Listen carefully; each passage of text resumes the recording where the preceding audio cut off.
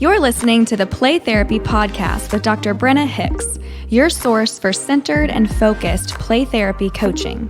Hi, I'm Dr. Brenna Hicks, the Kid Counselor. This is the Play Therapy Podcast, where you get a masterclass in child-centered play therapy and practical support and application for your work with children and their families. In today's episode, we just recently finished this series. So this is kind of just I guess I call it a palate cleanse, but it's essentially kind of a one-off topic, but something that I think is really important, really necessary, especially on the heels of the CCPT Purism series. One of the things that I've been hearing a lot of emails, a lot of messages, is I feel like I'm not where I want to be with CCPT. I feel like I still am not trained enough. I still don't have enough skill. I still don't feel like I am competent or effective in the playroom.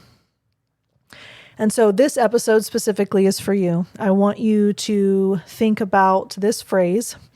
And no matter where you are, whether you feel like you've actually really done a deep dive and you feel very competent in CCPT, regardless of where you are, there's always more to learn. And you're not behind, you're becoming. We know how often we say that this is a process of becoming for our kids. It's a way of being as clinicians. And no matter where we are on the journey, we're not behind, we're becoming. So if you have felt inadequate, if you have felt stuck, if you have felt like you're lagging behind your peers or others in the field, you are none of those things. You're becoming. And I want to share a couple of stories of transformation. I want to kind of talk through the fact that growth takes time. And there is, in fact, a proven path forward. And so if you feel like there's still more to learn, more to gain, more to grow, which all of us are there, regardless of where we are. There's always more to gain, grow, and know. There are very practical, tangible things that you can be doing as part of a framework to get you further down the journey. So if you've ever felt like everyone else gets CCPT, or you really want to get it and you just quite haven't landed yet, or you feel like you're trying to keep up, this episode is for you, basically, because I want to encourage you and help you understand that your struggles are just like everyone else's.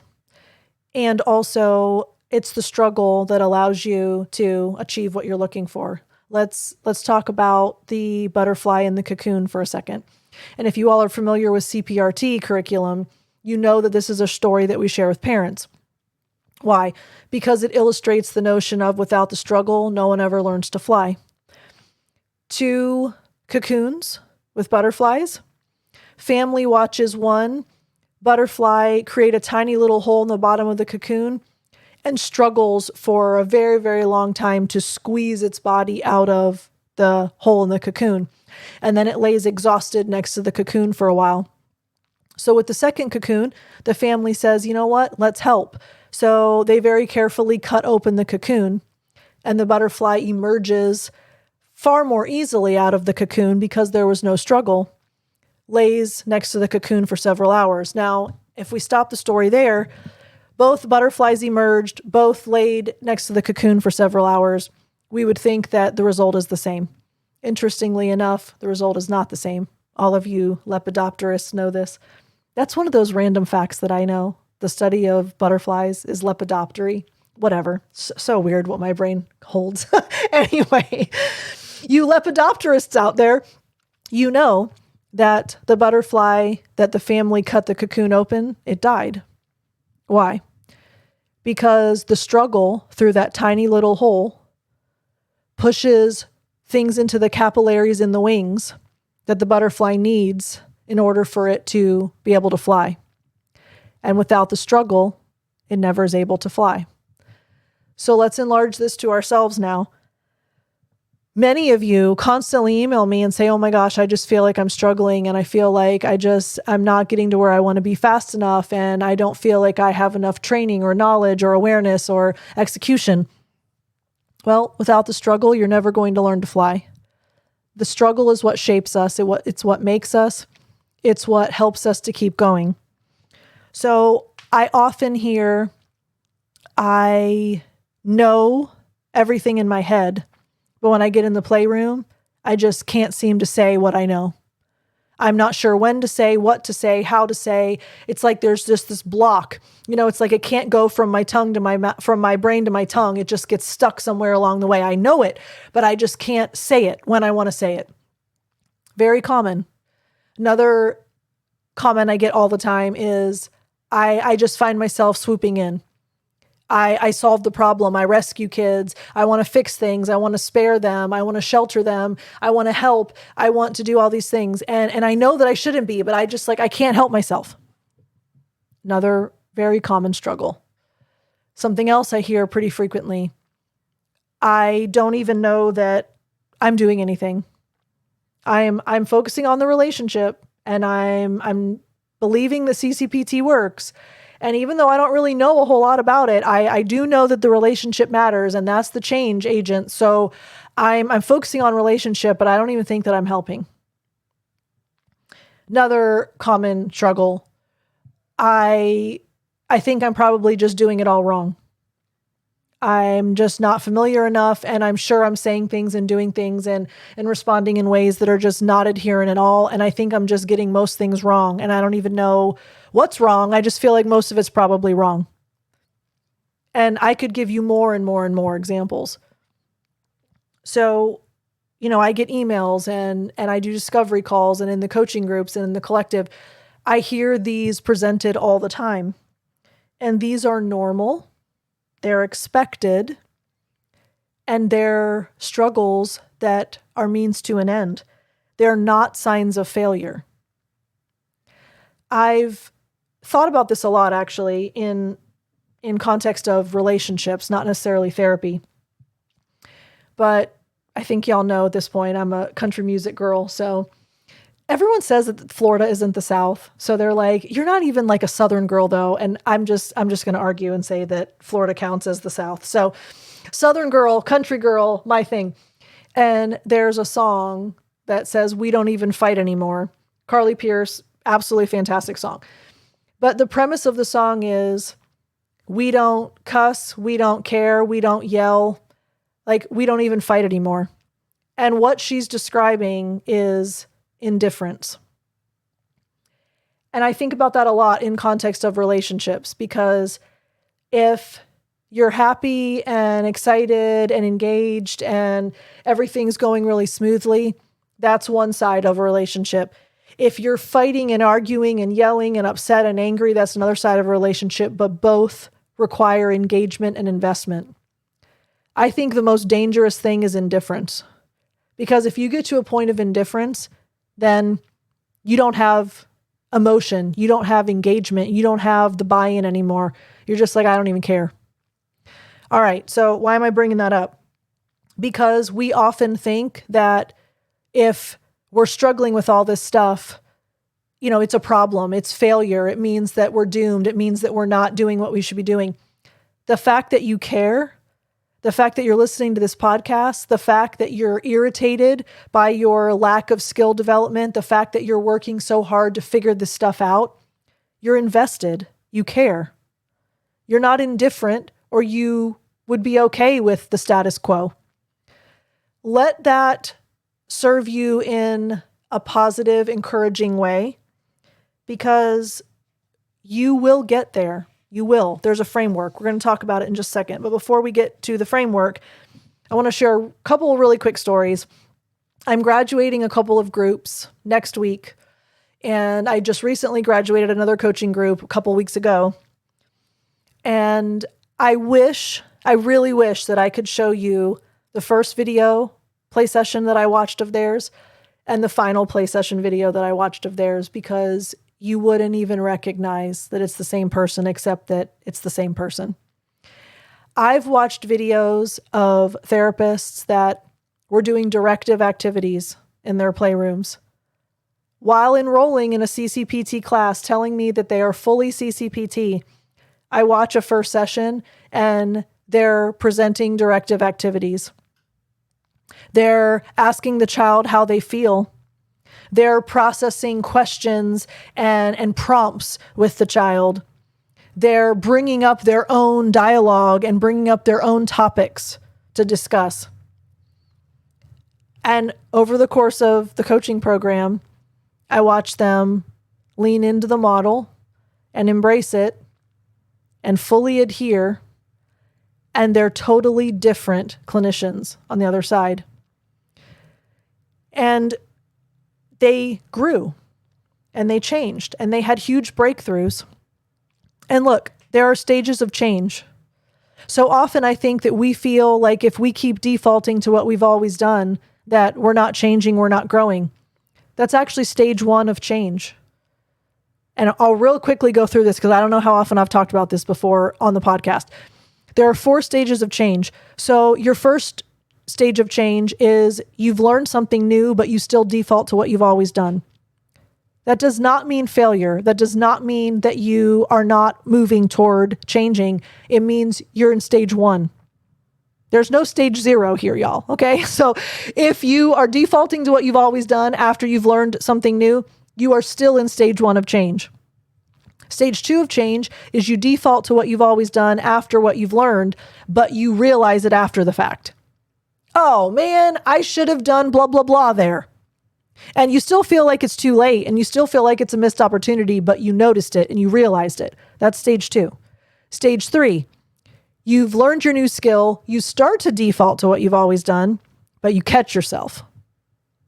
And you use your new skill, even though you started to default to what you've always done, you were aware of it and you were able to stop and change. That's stage 3. And then stage 4, your default becomes your new skill. So regardless of where you are, you can do big picture CCPT, you can do very specific skill. You could do just on choice giving, for example. I'm still not giving kids choices, even though I know about it. Okay, I'm in stage 1. Or, well, I realized that I should have given a choice after I didn't give a choice. Okay, you're in stage 2. So you can go big picture CCPT theory, or you can go very specific to one skill. See where you are in stages of change. This should encourage you. This should help you to feel like you are on your way. Because when you have those breakthrough moments, when you hit stage 3 and stage 4 and you realize, oh my gosh, I didn't praise, I just encouraged instead. It's a huge breakthrough moment. And guess what? It builds your confidence. And your practice will totally transform. But here's what I need to emphasize. It doesn't happen overnight. It didn't happen for my coaching folks overnight either. You have to follow a path. You have to know where you're going and how to get there, and you need to have support. And that's obviously why you're listening to this podcast. You know that you need someone to come alongside you. And so you're getting there. It's not going to evolve instantaneously, but it is in fact taking place. And sometimes it's hard to see the forest for the trees. We lose objectivity when we're right in the thick of stuff. It doesn't mean that you're not changing though. So I want to really quickly, I've never talked about this on the podcast before, but I think this is so helpful in light of this notion of we're becoming.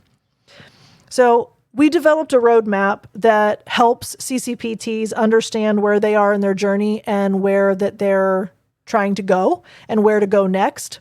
That's something that we created, and I've presented it in different workshops and conferences that I've done. Never brought it to the podcast before, and this is going to be a really quick Cliff's Notes crash course.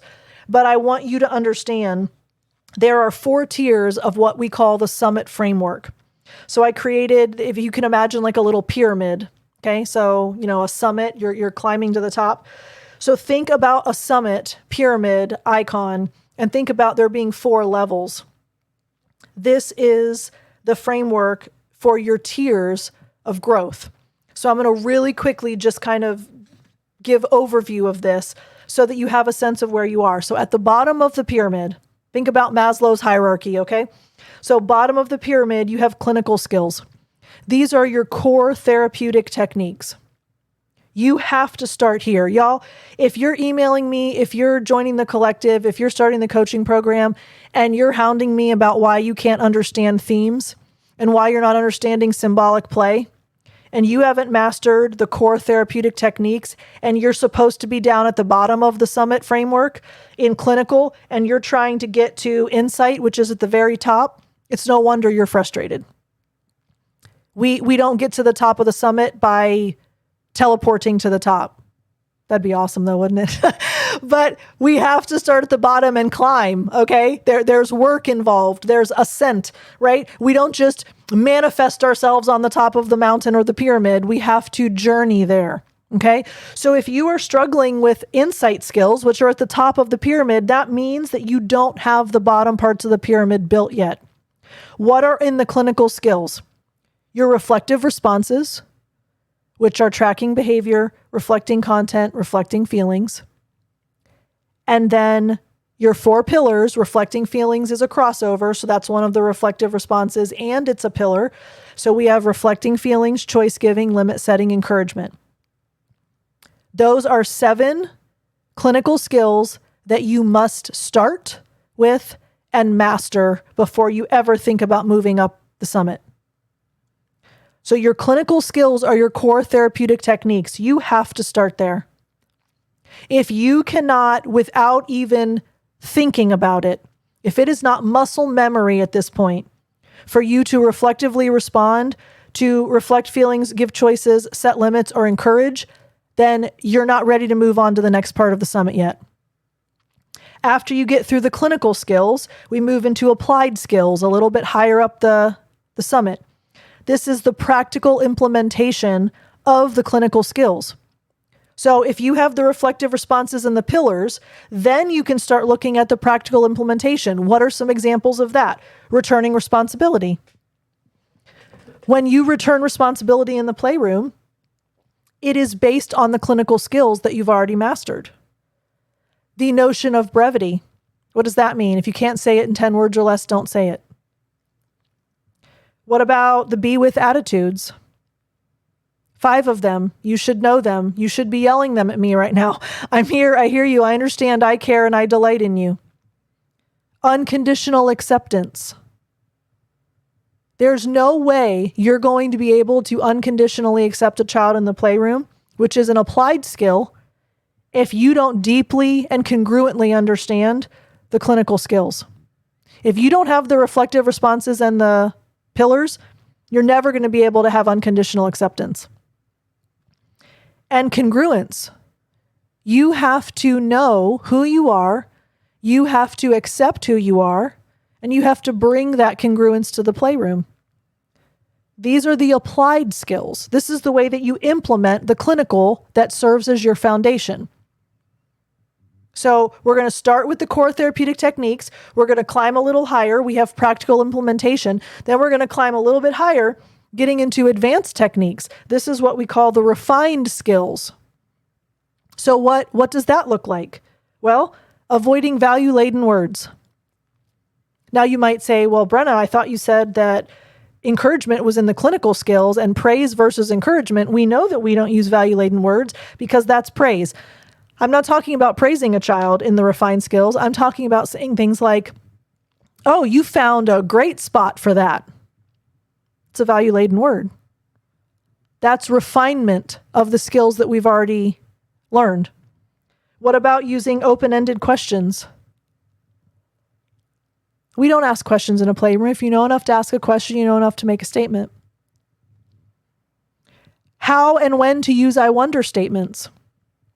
Y'all, I watch play sessions. We use I wonder statements like we're handing out candy at a parade. Oh my word. There is a very intentional way that we use I wonder statements. And it's not, I wonder if you need to go to the bathroom. I wonder if you're excited to go to your party later. That is not how we use an I wonder statement. Enlargement. How do we enlarge what's going on when a child is playing? How do we handle silence? When are we silent? How do we handle if a child is silent? You know how many emails I get, messages, calls, whatever, about the kid won't talk, so this isn't working. Whoa, let's go back to clinical skills. Let's go back to applied skills. We're going to unconditionally accept a child's silence, number one. And we can always track behavior, even if a child says nothing. We can always provide choices, even if a child says nothing. We can always encourage, even if a child says nothing. So we have to be grounded before we can move up to the refinement of understanding silence. Handling resistance. Oh boy. So many of us really have a hard time if a child will not come back to the playroom. If a child says that they don't want to come play with you anymore. If a child will not leave their mom's lap in the lobby. This is refinement of skills. And providing narrative commentary so that we're not just tracking behavior over and over and over again. We can actually provide narrative commentary instead. Notice how this is refinement of stuff that we've already learned. That's third level of the summit. And then finally, the insight skills, where we have deep understanding and articulation of the model and what's happening. So this is where we start to recognize themes. This is where we can understand symbolic play. This is where we're noticing shifts in progress. This is where we learn how to effectively document what's happening in sessions. And this is how we articulate these concepts to parents. If you are struggling in your parent consultations and you're going, oh my gosh, I just don't know how to explain this, and I don't know what to say, and I don't know what themes, and I don't know what symbolic play, and I don't understand how to document this stuff, and this is just a nightmare. You're trying to teleport yourself to the top of the summit. And there are 3 other layers that you have to trudge through first. And look, the trudging's light in CCPT, y'all. This is the most incredible thing in the world. This is such a gift. This is such a blessing. This is something that we have the honor and privilege of working on and building and learning and growing every single day. You know, we're not using a post hole digger to install a fence. Okay? That's trudging through. That's drudgery work. This isn't that. This is exciting. This is something that we can be passionate about. But we still have to do the work. There's layers of our framework that have to be developed. To climb the summit, we actually have to work through each piece as we go. So I know that was a very quick overview, and I know that does not do our summit framework justice, but the reason why I'm bringing this to your attention is the summit is not a race. It's a path. And so if you're struggling, for example, at the clinical skill level, it doesn't mean that you're failing. It doesn't mean that you're never going to succeed. It means that you're starting your climb. My best friend in college was a cross-country runner in college, and she now runs marathons. She actually just ran the London Marathon. She ran the Chicago Marathon in the fall. That girl loves to run. I don't get it. Give me a 5K and I will hang my hat and be happy. I do not want to run 26 miles. But she has always loved to run. And you know what runners will tell you over and over and over again, especially long distance runners? It's excruciating, but you just put one foot in front of the other over and over and over again. You just keep putting one foot in front of the other. She had all kinds of stuff going on in her Chicago Marathon. She ran in the middle of the night mountain race a while back, and her legs seized up and she couldn't move them. And there was all this stuff going on, but she was like, I just kept putting one foot in front of the other. That's what this is about. It's one foot in front of the other. You're at the start of your climb. Here's the wonderful thing about climbing. If you keep climbing, you eventually get to the top. The only method by which you cannot reach the top is if you stop climbing. There is a finite point where you eventually will get to where you're going. And then you're just going to climb another summit. But in theory, I'm saying, imagine a mountain and imagine the path to the top of the mountain. You will get there if you keep climbing. So this is not failure. It just means that you need to keep going. So often many therapists will tell me that they feel like they're failing. They haven't gotten it yet. They're not who and what they want to be yet. Look, this is not about quick mastery. It can't be. Chinese proverb, you need 10,000 hours to master something. It's about steady transformation.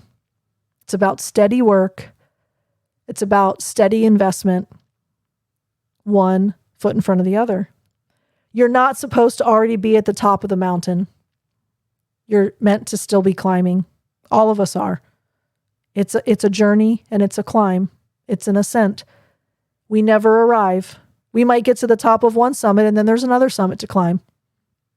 Always more to learn. So here's what I encourage you to do. Ask yourself what level of those 4 skills, so you have clinical skills, applied skills, refined skills, insight skills. What level do you feel that you're on right now? And what is the next step forward for you? You do not have to be at the top tier to be effective. You just have to stay adherent to the model and keep growing. And you are becoming exactly the therapist that you're meant to be, regardless of where you are. So be encouraged. Real struggles lead to real growth, and you have a real framework that shows you where you are, that can help you and provide you with insight. So if you want me to come alongside you, I am happy to coach you. I have coaching people that have already gone on this journey. And like I said, they're totally different clinicians. Schedule a discovery call with me. I would be happy to make sure that it's a good fit for you. Join the collective. You have an online community of almost 200 people that are climbing their own summit right next to you with discussion boards and forums and whatever. There are things you can do to support your climb, but inevitably it's up to you to keep climbing. So be encouraged. Know that it is worth it, because every kid that walks into your playroom is worth it. That's our why. Every single kid, every single hour. We keep climbing. We keep becoming a better version of ourselves for them. They become a better version of themselves as a result. That's our why. Don't lose sight of the why. All right. Hope that encourages you. Hope that inspires you. If you would like to talk to me, share stories with me, ask questions, whatever, Brenna at thekidcounselor.com. Also, before we go, our very next episode is our 300th. It is going to be a live stream, live event. Please RSVP. You can click the link in the show notes. We have more than 100 people registered already. I'm sure that number will continue to increase. So make sure that you let us know that you're going to be there. And we will spend time together hanging out this Friday on the 16th at 1:30 Eastern. I love y'all so much. We'll talk again soon. Bye. Thank you for listening to the Play Therapy Podcast with Dr. Brenna Hicks. For more episodes and resources, please go to www.playtherapypodcast.com.